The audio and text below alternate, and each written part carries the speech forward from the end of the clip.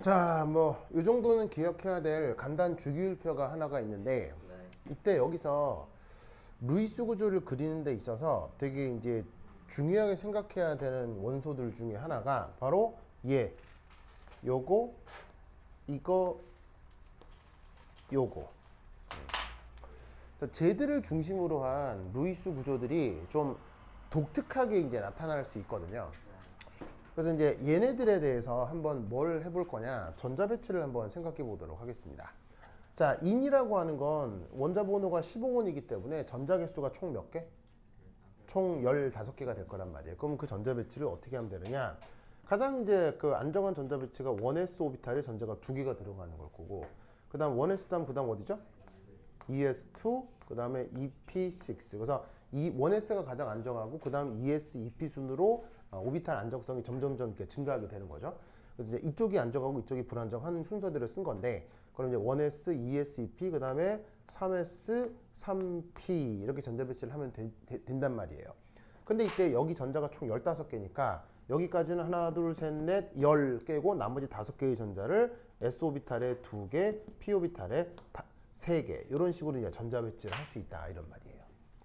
뭔 뜻인지 아시겠죠? 그렇죠? 자, 이럴 때 16번의 황 같은 경우는 여기서 전자가 하나만 더 많아지면 되잖아요. 그러면 15번이 16번이 된 거니까 전자 개수가 하나만 더 증가하면 되는 것이니 여기는 P오비탈 전자 배치만 P3에서 P4로 바꿔주면 되는 거예요.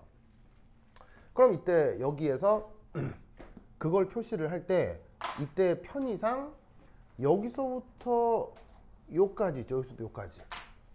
이게 여기서 고스란히 반복될 거란 말이지. 그래서 이거를 축약해서 어떻게 쓰냐면 여기서부터 여기까지는 전자가 총 몇 개예요? 하나, 둘, 셋, 넷, 10개니까 전자 10개인 니온 전자 배치랑 여기서부터 여기까지가 동일하게 나타날 것이다. 무슨 말 알겠죠? 그리고 나머지 전자 배치가 3s2, 3p4 아시겠죠? 이런 식으로다가 표현을 할 수 있다 이런 말이죠. 좋아. 됐죠? 네. 자, 그러면 거기서 전자 하나가 더 증가한 염소 같은 경우는 이제 또 어떻게 해주면 되겠어요? 바로 10번 니온 전자 배치는 그대로고 3s2에 3p5 전자를 하나씩 더 증가시키면 되는 거죠. 15, 16, 17번이니까. 됐죠?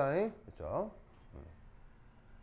자, 그 다음 여기 브로민 같은 경우는 이제 염소로부터 한 단계 더 아래쪽에 주기가 더 증가해 놓았죠. 그럼 이때 어떻게 생각할 수 있냐면, 그리고 이제 또 이런 식으로다가 전자 배치를 했을 때 가장 주양자 수가 커지는 이러한 오비탈을 무슨 오비탈이라고 해요? 바로 최외곽 오비탈이라고 할 수 있겠죠. 그럼 이때 어떻게 되느냐? 그 염소의 바로 아래쪽 같은 족에 있는 브로민 같은 경우는 전자 배치가 어떻게 되느냐? 최외곽 전자 배치가 3s, 3p가 아니라 바로 4s2, 4p, 6, 4p, 5 전자 배치가 된다 이런 얘기지. 뭔 뜻인지 아시겠죠? 그렇죠? 그래서 보시다시피 염소 브로민 모두 다 어떻게 되느냐?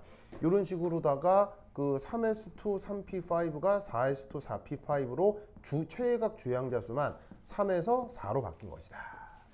마찬가지로 아이오다인 역시 어떻게 될 수 있냐면 그 브로마인 아래쪽에 오죽에 있는 녀석이므로 이때 이 녀석의 최외곽 전자 배치는 5s2, 5p5가 되겠지. 역시. 아시겠죠? 이렇게 생각을 하시면 되겠습니다. 그러면 이때 이 전 단계는 어떻게 되느냐? 4s의 전자가 채워지기 전에 3d 오비탈에 이제 전자가 다 채워진 상태가 되거든요. 그리고 나서 그 전에 18개의 전자는 바로 요 알곤이랑 전자 배치가 같아집니다. 자, 그리고 여기에 있는 아이오다인 같은 경우는 5s 오비탈의 전자가 채워지기 전에 3d 아래쪽에 4d 오비탈에 전자가 다 채워지고, 그 다음 저기에 있는 요 크립톤이 36번인데 그 녀석 전자 배치랑 동일해집니다. 그러면 마지막에 있는 진온 같은 경우는 53번 여기 뭐냐면 53번이 아이오다인이니까 전자가 하나 더 늘어난 진온 같은 경우는 36개의 전자는 요 크립톤 얘랑 전자 배치가 동일하고 4d 오비탈의 전자가 다 채워지고 그 다음 OS2 OP6 전자 배치로 마무리가 되겠죠. 알겠죠? 그래서 지금 노란색으로 표시한 얘들의 그 뭐냐면은 최외곽 전자 배치를 한번 표시를 해봤습니다. 이런 다전자 오비탈 전자 배치 같은 경우 내가 수업 시간에 더 자세히 얘기는 안 했고요. 지금 창원에서 수업 중이고 이거와 관련된 조금 더 구체적인 얘기는 다음 시간쯤에 이제 진행이 될 거거든요. 그래서 그 수업 내용도 꼭 보도록 하셔야겠죠. 그래서 이제 이런 원리들을 알아야 현대의 주기율표가 어떻게 구성됐는지 100% 이해를 할 수 있게 돼요. 그래서 근데 뭐 여러분들이 어디선가 오비탈 전자 배치 등은 살짝 배웠을 수 있으니까 한번 리마인드 한다는 관점으로 한번 써보았어요. 자, 근데 지금 얘들에는 공통점이 있어요. 어떤 공통점이 있냐면 3s 오비탈, 3p 오비탈의 전자가 채워졌지만 3p 오비탈 이후에 어떤 오비탈이 있을 수 있어요? 바로 3d 오비탈이 있을 수 있죠. 왜냐하면 3주기는 주영자 수가 3이니까 가군동량 양자 수가 0, 1, 2까지가 가능하다고. 그래서 주영자 수가 3이면 d 오비탈이 존재할 수 있는데 그 d 오비탈에 지금 전자가 어떤 상태인 거예요? 없는 상태인 거지. 그걸 내가 지금 뭐라고 쓴 거야? empty d 오비탈이라고 쓴 거예요. empty가 무슨 말이에요? 전자가 채워져 있지 않은 뭐 이런 뜻이죠. 그러면 여기에 있는 황, 염소 모두 다 p 오비탈까지 전자 배치가 된 이후 표시하지는 않아도 그 이후 d 오비탈에 전자가 없는 채로 있을 거라는 뜻이에요. 알겠죠? 그 다음 여기에 있는 브로민 같은 경우는 자 여기 잘 보시면 4s 오비탈, 4p 오비탈이 있으면 당연히 무슨 오비탈도 있겠어요? 4d 오비탈도 있긴 있을 건데 전자가 뭐 할 뿐? 없을 뿐. 아시겠죠? 그러면 아이오딘 진온도 마찬가지로 최외곽 전자 배치가 OS5P라면 그 이후 5d 오비탈이 있는데 전자가 없을 뿐인 거죠. 무슨 뜻인지 아시겠죠? 그럴 경우 이런 일들이 벌어질 경우 어떻게 되느냐? 옥텟을 초과하여 화학결합이 나타날 수 있게 된다 이런 얘기예요. 그래서 어떻게 된다? 기존 우리가 루이스 구조를 그리는데 만약 중심 원소들이 주로 얘네들 알겠죠? 뭐 여기 있는 원소들 중에서도 어쩌다 되기도 하지만 그럴 가능성은 되게 낮고요. 주로 얘네들이에요. 그래서 주로 얘네들인데 쟤들이 등장할 경우 바로 옥텟을 초과하는 전자 배치가 나타날 수 있고 그들의 공통점은 뭐다? 전자 배치상 비어있는 d 오비탈이 있을 때다. 아시겠죠? 알겠죠? 그러면 이때 우리는 뭐를 또 추가적으로 알 수 있냐면 1, 2 주기 원소들은 1, 2주기 원소가 누구란 얘기예요? 수소, 힐륨의 리베비시 도프네 얘네들 얘기하는 거죠. 그렇죠? 이 1, 2주기 원소들은 절대로 옥텟을 초과할 수 없습니다. 1번을 이해했다면 2번과 같은 결론을 생각해 볼 수 있겠죠. 이유는 뭐겠어요? 왜 1, 2주기 원소들은 절대로 옥텟을 넘어설 수 없겠어요? 그렇지. 바로 no d orbitals.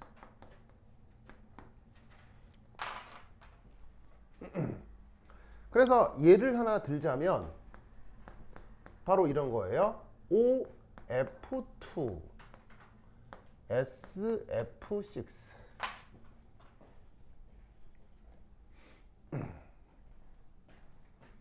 저런 것들입니다.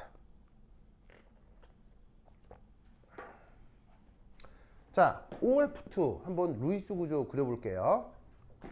자, 산소가 중심원소라고 치고 산소는 최외곽 전자가 몇 개? 산소는 최외곽 전자가 하나, 둘, 셋, 넷, 다섯, 여섯. 알겠죠? 여기에 플로린 최외곽 전자가 몇 개? 7개. 그럼 이때 산소하고 플로린을 어떻게 결합시키면 되냐면 요 둘 사이를 짜잔 이렇게 단일결합으로 연결시키면 그만이란 얘기예요. 아시겠어요? 그러면 어떻게 되느냐? 여기에 있는 플로린, 여기 있는 산소 모두 옥텟을 잘 만족시키게 할 수 있어요. 여기에 플로린을 하나 더 결합시키면요. 무슨 뜻인지 아시겠죠? 그래서 OF2라고 하면 수능에서도 예시로 많이 나오는 분자인데 이렇게 옥텟을 만족시켜 그릴 수 있다는 얘기지. 그런데 이때 여기에 있는 요 황, 자, 황 역시 최외각 전자가 몇 개예요? 6개죠. 왜냐하면 산소하고 황은 무슨 관계니까요? 산소하고 황은 동족 관계니까 최외각 전자 배치는 같단 말이에요. 하나, 둘, 셋, 넷, 다섯, 6개가 있단 말이지. 이때 이 홀전자에 뭐가 결합되어 있어요? 플로린이 결합되어 있죠. 마찬가지로 이 황에도 이렇게 플로린이 옥텟을 만족하면서 화학결합을 할 수 있다고요. 그런데 이 플로린은 화학결합을 둘, 셋, 넷, 다섯, 6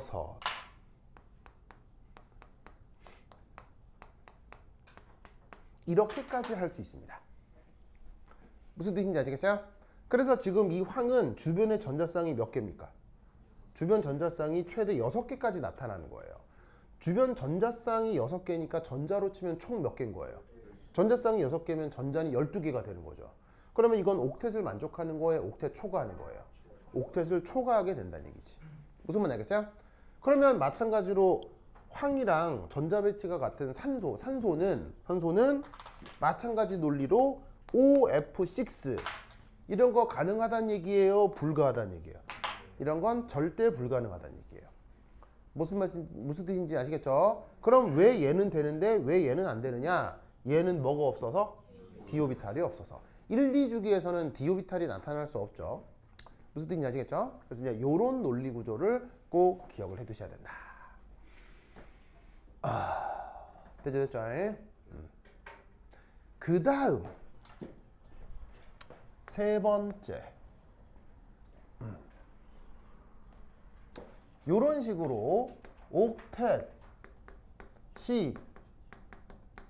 초과하는 경우는 옥텟이 초과하는 경우는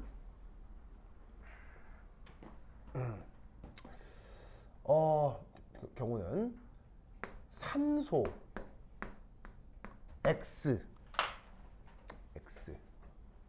자, 산소는 산소라고 쓴 건데 X라고 쓴 애는 보통 누구를 축약해 쓰는 말이냐면 할로젠입니다. 할로젠을 관습적으로 X로 많이 씁니다. 그래서 여기 할로젠 누구야? FCr, BrI 얘들 있죠? 얘들을 그냥 축약해서 X라고 많이 씁니다. 관습적으로 씁니다. 그래서 옥텟이 초과하는 경우는 산소 혹은 할로젠처럼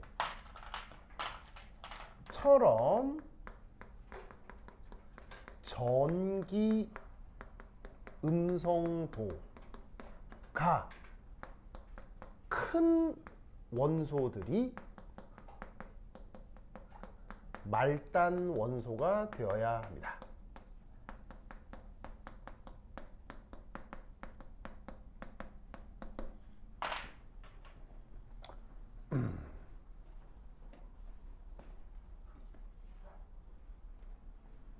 쟤들이 말단 원소가 되어야 합니다.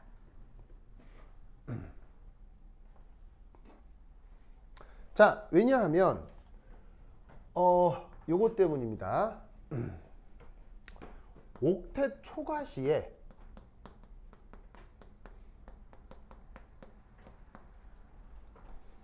중심 원소는 그 전자 밀도가 매우 커질 수 있습니다.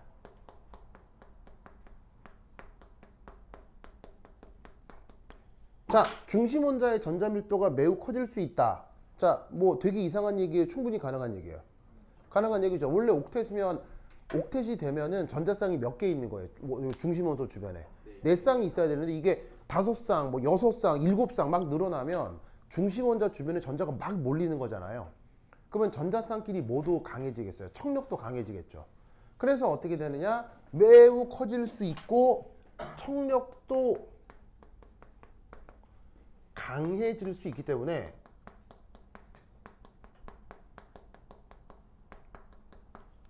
그래서 어떻게 되나? 전기 음성도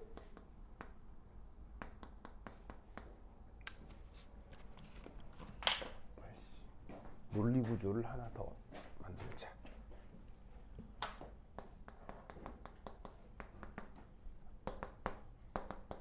그런데 이때 전기 음성도가 큰 말단 원소들은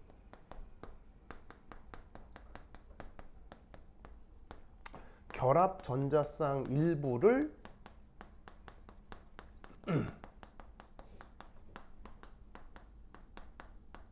다시 자기 쪽으로 끌어들일 수 있습니다.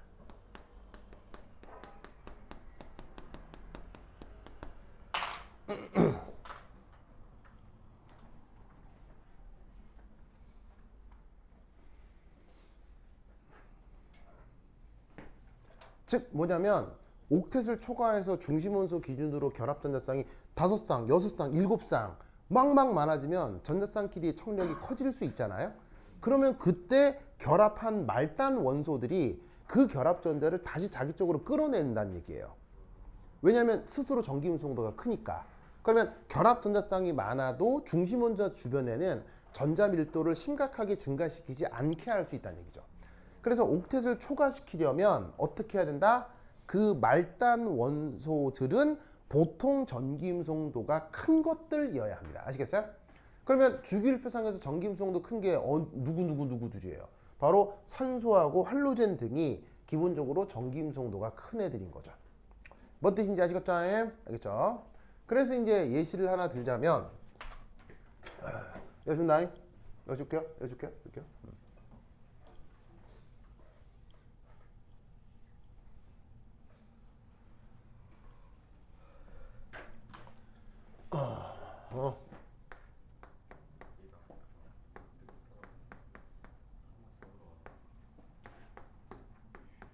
뭐 이런 것들이라고.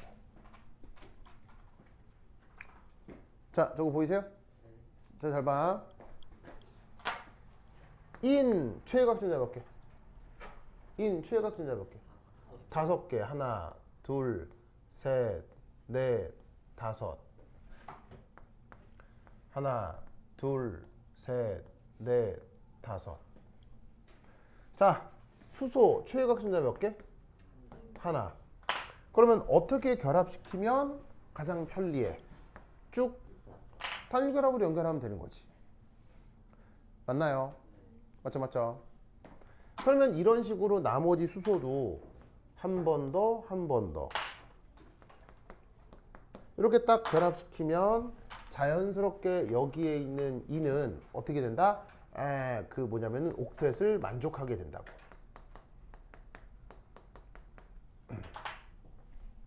아시겠죠? 자, 그런데 이때 여기 주어져 있는 얘는 어떻게 되냐면, 자, 누구랑 결합하고 있느냐? 염소랑 결합하고 있지. 자, 염소는 최외곽전자가 몇 개? 7개잖아. 하나, 둘, 셋, 넷, 다섯, 여섯, 일곱. 그럼 여기서도 어떻게 결합시키면 되냐면 요렇게. 됐죠? 그렇죠? 그러면 이게 수소가 됐건 염소가 됐건 말단 원소 입장에서는 무슨 결합으로 결합하는 거야? 단일 결합으로 결합하는 거잖아. 그래서 수소가 됐건 염소가 됐건 그냥 얘네들을 이압 요렇게 단일 결합으로 결합시키면 그만이라고. 알겠죠? 그런데 이 염소가 최대 몇 개까지? 5개까지 더 붙을 수 있어. 무슨 뜻인지 아시겠죠? 그래서 저것이 PCl5의 루이스 구조라고 생각할 수 있는데, 재밌는 건 PH5 이런 건 존재할 수 있겠냐는 거야. 이런 건 없어. 무슨 말인지 알겠어요? 저런 건 존재하지 않아요. PCl5는 존재하는데 pH5는 없어요. 아시겠어요? 이유는 뭐겠어요? 수소가 전기음성도가 뭐하기 때문에 별로 크지 않기 때문에. 아시겠죠? 그래서 이렇게 옥텟을 초과하게 되면 반드시 말단에는 전기음성도 큰 것이 붙어야 돼. 아시겠죠? 그리고 옥텟이 초과한다 하더라도 이런 식의 말단 원소들은 항상 옥텟을 만족해야 됩니다. 알겠죠? 말단 원소들은 항상 옥텟이 만족되어야 합니다. 좋아. 자, 보이시죠?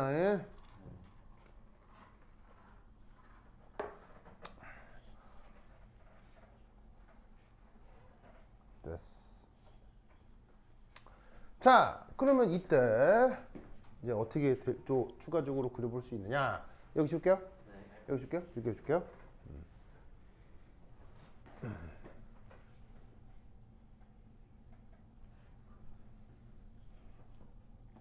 4.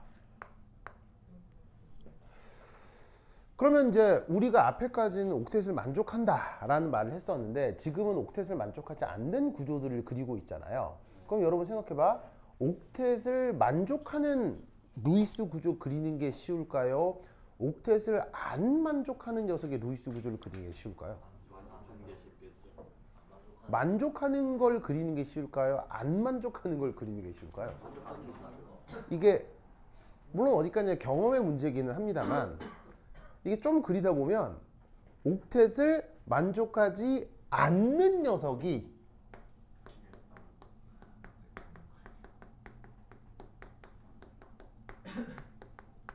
오히려 그리기 쉽습니다. 오히려 그리기 쉽습니다. 자, 왜냐하면 옥텟이라고 하는 건 하나의 제한 조건이잖아요. 무슨 말인지 알겠어요? 옥텟이라고 하는 건 하나의 제한 조건인데 옥텟을 만족하지 않는다는 얘기는 제한 조건이 없다는 얘기 아니에요. 그러니까 이 전자개수를 따질 때 그 뭔가 제한 조건의 퍼즐 같은 걸 고려하지 않아도 된다는 얘기인 거예요. 무슨 말인지 알겠어요? 그래서 약간만 경험이 쌓이면 오히려 옥텟 만족하지 않는 것이 훨씬 편합니다. 아주 훨씬 편합니다. 그래서 이제 몇 개의 말씀을 드리면 자, 그래서 이제 그 순서를 딱 보면 자, 이게 첫 번째, 우선 첫 번째 전기 음성도가 작은 원소가 보통 중심 원자가 됩니다.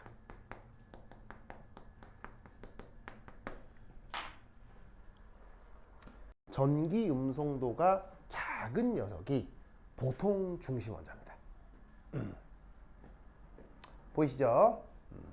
자, 그럼 이때 여기 말 자체가 보통이니까 예외가 있다는 얘기입니까? 예외도 많습니다. 그 말은 증명이 된다는 얘기입니까? 증명도 안 된다는 얘기입니까? 증명도 안 됩니다.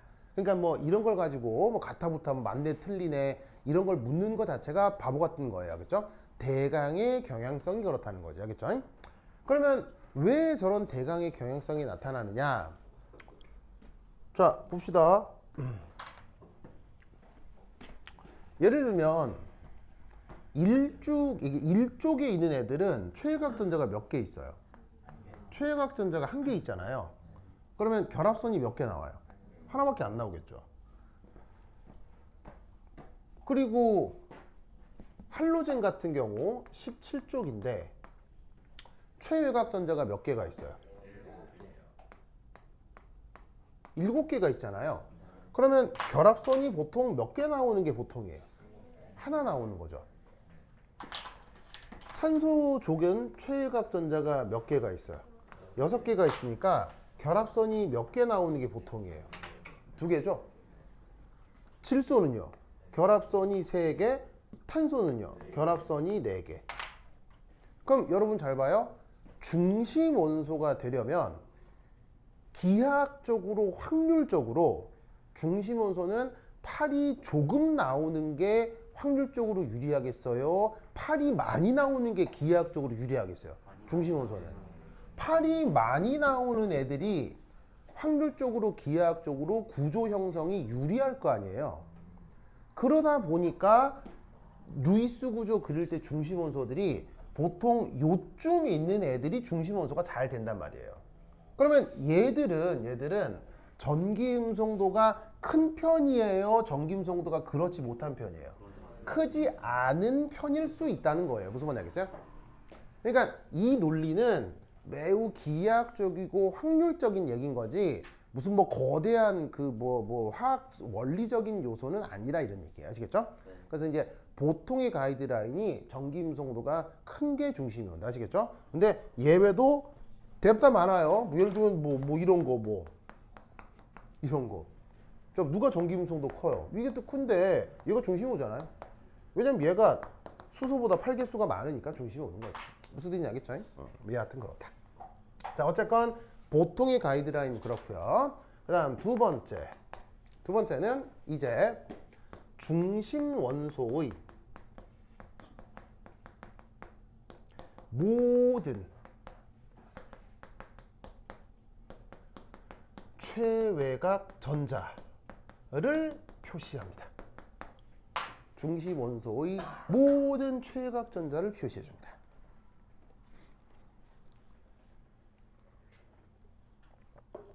하나도 빼지 말고 다 표시합니다. 뭔 말인지 알겠죠? 자, 그런데 이제 중심 원소는 결정됐고 이 중심 원소에다가 누구를 결합시키면 돼요? 중심 원소에다가 말단 원소들을 결합시키면 되잖아요. 그런데 옥텟을 초과시키려면 말단 원소는 반드시 누구 아니면 누구? 말단 원소는 반드시 누구 아니면 누구? 산소하고 할로젠이어야 돼. 무슨 말인지 알겠어요? 그럼 이때 말단 원소인 산소와 말단 원소인 산소는 중심 원자의 보통 이중 결합, 할로젠은 단일 결합으로 연결을 시킵니다.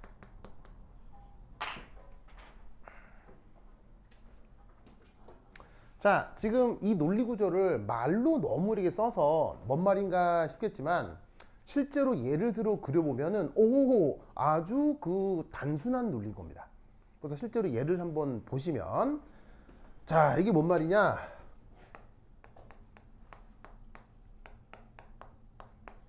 그려볼까요? 시작.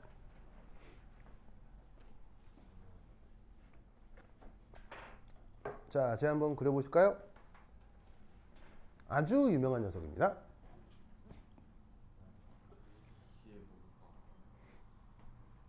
우리 잘생긴 태호. 태호.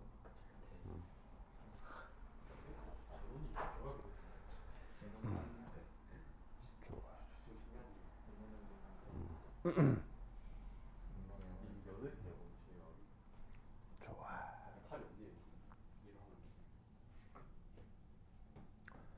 좋아.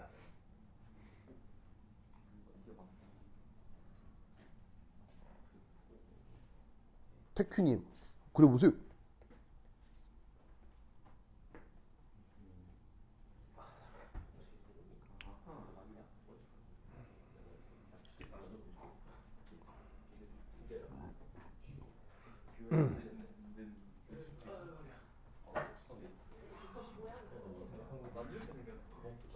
자, 그려봅시다.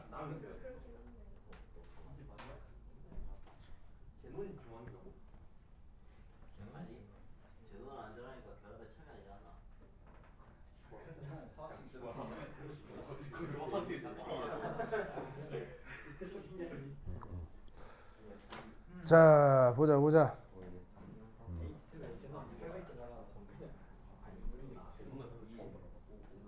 자, 그려봤어요? 자, 우리 헤르미온느 한번 볼까요? 헤르미온느. 헤르미온느 정답! 박수! 우와 헤르미온느 대단해요 헤르미온느. 그래 그래. 저기 저 어떤 마법책 썼어요? 네. 어떤 마법책 썼어요? 이야 대단한데. 좋습니다. 그렇지. 자 그다음 여기 해그리드. 해그리드도 정답. 둘이 똑같아 정답. 둘이 결혼해.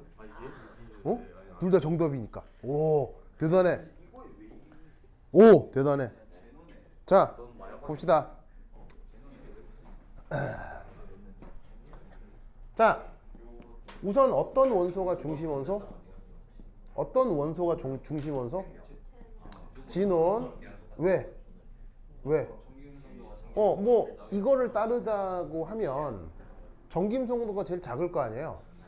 물론 뭐 이런 비활성 원소의 전김성도를 우리가 외우고 있지는 않지만 얘가 전김성도 1등이고 얘가 전김성도 2등이니까 얘가 뭐 제일 작긴 하겠지 뭐. 아시겠죠? 그럼 이제 그려. 자, 그 다음 뭘 표시하라고? 그 중심 원소에 뭘 표시하라고? 모든 최각 전자를 표시해라. 자, 진호는 몇 쪽 원소예요? 진호는 18쪽 원소니까 최각 전자가 몇 개? 8개. 하나, 둘, 셋, 넷, 다섯, 여섯, 일곱, 여덟. 으아, 알겠죠? 알겠죠? 자, 근데 여기에 누가 결합되어 있냐면 우선 플러린. 아시겠죠? 플러린. 자, 플러린은 최유각 전자가 몇 개 있어요? 하나, 둘, 셋, 넷, 다섯, 여섯, 7개가 있죠? 그런데 이 할로젠을 어떻게 결합시키라고 했어요? 할로젠을 단일 결합으로 결합시키라고 했죠? 이 단일 결합으로 결합시키라는 의미는 뭐겠어요? 할로젠을 중심 원소의 단일 결합으로 연결시키면 자연스럽게 할로젠이 뭐가 되죠? 옥텟을 이루게 되어 있습니다. 뭔 말인지 아시겠죠? 됐나요? 알겠죠? 그러면 그렇게 결합시킬 할로젠이 몇 개가 있는 거야? 4개가 있으니까 나머지 두 번째, 세 번째, 네 번째에다가 플러린, 플러린을 단일 결합으로 쭉쭉쭉 연결시켜주면 되지. 뭔 말인지 알겠죠? 자, 그 다음 남아있는 원소가 누구? 샨쇼. 자, 샨쇼는 최각 전자 몇 개? 샨쇼는 최각 전자 하나, 둘, 셋, 넷, 다섯, 6개. 보이시죠? 산소는 최각 전자가 6개잖아요. 그러면 그 6개의 최각 전자와 진원 전자를 어떻게? 요렇게 빨간색으로 쓸까? 요렇게 연결짓게 되면 이 산소 역시 자연스럽게 뭘 만족하게 돼? 옥텟을 만족하게 된다. 이런 얘기예요. 뭔 뜻인지 아시겠죠? 그래서 어떻게? 중심 원소를 결정하고 중심 원소의 모든 최각 전자를 표현한 다음 말단 원소가 할로젠이면 어떻게 연결하고요? 말단 원소가 할로젠이면 단일 결합으로 연결하고 산소면 이중 결합으로 보통 연결하면 그만이에요. 무슨 말인지 알겠죠? 그렇죠? 요것이 옥텟을 초과하는 루이스 구조 그리기 방법인데 이게 조금만 익숙해지면 뭐 진짜 아무것도 아니에요. 정말 쉬워요. 금방금방 할 수 있어요. 아시겠죠? 이 논리를 꼭꼭 기억해 두시기 바랍니다. 특히나 이분자 같은 경우는 특히나 옥텟 초과하는 루이스 구조 중에서 아주 유명한 녀석입니다. 뭘로 유명할까요?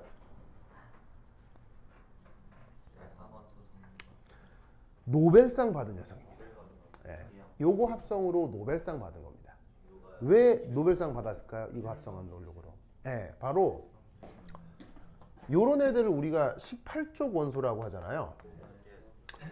18쪽 원소는 반응성이 18쪽 원소는 반응성이 옛날에는 반응성이 없다라고 생각했었어요. 그런데 요즘은 어떻게? 반응성이 매우 작다로 바뀌었어요. 그거를 알려준 화합물이 바로 요겁니다. 그래서 어떻게 되냐면 18쪽 원소는 절대 반응하지 않냐? 아닙니다. 가능할 수 있습니다. 그걸 보여준 녀석이어서 이걸 합성한 공로로 그 화학자 누구신가 하여튼 누군가 노벨상을 받았어요. 그래서 이제 이게 묘하게도 18조 원소 중에 이제 누가 있어? 이게 이제 힐륨부터 이렇게 있을 거 아니야, 힐륨. 힐륨하고 니온. 힐륨하고 니온은요, 사실 반응성이 전혀 없습니다. 힐륨하고 니온은 일체에 반응하지 않습니다. 뭐 예를 들어서 약간 고에너지를 가해서 쟤네들을 이온 상태로 만들면 약간 가능할 수는 있지만 보통 일반적인 상황에서 힐륨하고 니온은 반응성이 전혀 없습니다. 전혀 없습니다. 그 다음 알곤. 알곤은 극저온에서 살짝 가능합니다. 온도를 아주 낮추면 어떤 원자들이랑 화학 결합을 해서 루이스 구조를 이룰 수 있습니다. 그리고 크립톤하고 진온은 화합물을 충분히 잘 만들어낼 수 있습니다. 그래서 힐륨하고 니온은 반응성이 1도 없고요. 알곤은 극저온에서 한 가지 정도가 알려져 있고, 그 다음에 크립톤하고 진온은 예시들이 꽤 많습니다. 무슨 말인지 알겠죠? 그러면 이게 반응성이 잘 보면 반응성이 제각각 같아요? 반응성이 꽤 순차적인 것 같아요?